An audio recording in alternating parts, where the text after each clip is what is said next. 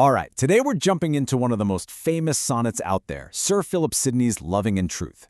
Now, on the surface, it's a love poem, but it's really about something much bigger, something we've all struggled with, the almost impossible task of taking a feeling that is so real inside you and finding the right words to express it. I mean, really think about it. We've all been there, right? You feel something so powerful, so authentic, and you try to explain it to someone, but the words just fall flat. They don't do it justice. Well, that exact problem is the beating heart of Sidney's poem. And here we have it, the very first line. The poet, this character named Astrophil, he lays it all out for us right from the get-go. He tells us he's loving in truth, so his feelings are the real deal. But, and this is the big but, he wants to show that love in verse. He's trying to use the artificial tool of poetry. And that, right there, is where all the trouble begins. Okay, so let's really dig into this dilemma, because this is the central engine of the entire sonnet. It's this massive clash between a genuine raw emotion and the very structured, often kind of cliched world of poetry. So the poem creates this fundamental tug-of-war. On one side, you've got this authentic, inward passion. It's a feeling that exists before words. It's just there. But on the other side, to get that feeling out, he has to use poetry, an outward form with rules and history that, by its very nature, might just distort or even endanger the very truth he's so desperate to share. So, why is he even doing all this? What's the end game? Well, this line tells us everything. He hopes his beloved, a woman named Stella, might take some pleasure of my pain. This was a super common idea back then, a Petrarchan convention. The whole point was for his suffering to become a kind of beautiful performance for her to appreciate. Kind of weird when you think about it, right? His agony is supposed to be her entertainment.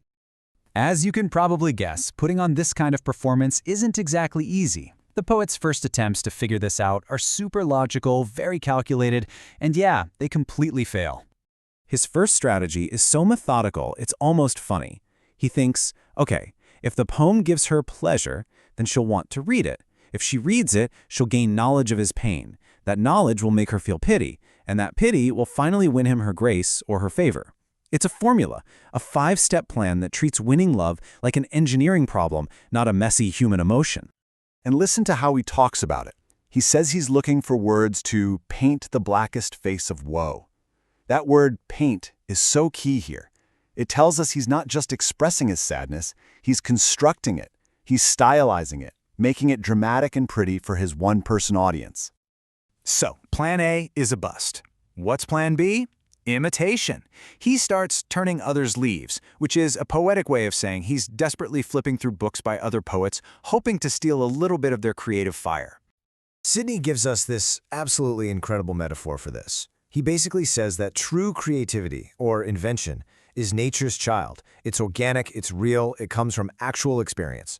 But imitation, which he calls step-dame study, is like a cruel stepmother. It's a harsh, mechanical, book-learning process that just can't breathe life into real passion.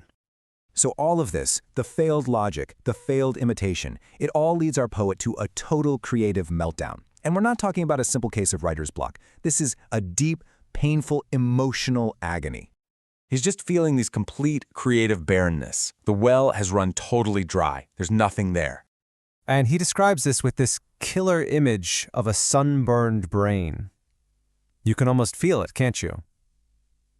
It's this idea of total mental exhaustion, like his imagination has been scorched, sterile, because he's been trying way, way too hard. But this is maybe the most striking metaphor in the whole poem.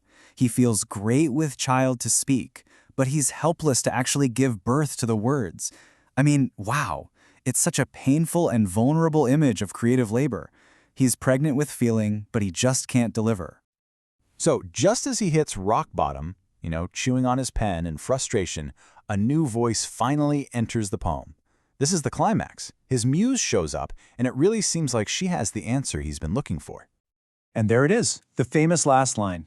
His muse just calls him a fool. She's telling him he was an idiot for looking everywhere else, in his formulas and other people's books, when the answer was inside him the entire time. The command seems so simple, so perfect, right? Just look in your heart and write. Be sincere. But is it really that simple? Sidney is a much, much too clever poet for such an easy answer. The poem has one last brilliant twist up its sleeve.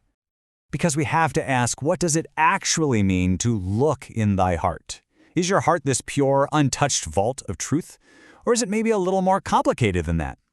And here's the poem's final mind-bending irony.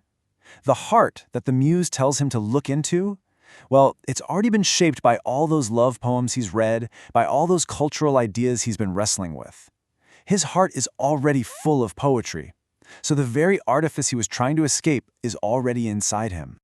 And this, right here, is the genius of the poem. Sidney doesn't actually resolve the conflict. He doesn't give us a neat and tidy answer. Instead, he makes that unresolved tension between truth and artifice the whole point.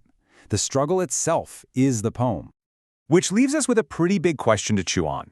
Is true, unfiltered self-expression even possible? Or is the attempt itself, that beautiful, frustrating, impossible struggle to connect what's inside us with the words we have on the outside, maybe the most honest thing of all? That's the question Sidney's masterpiece leaves us with.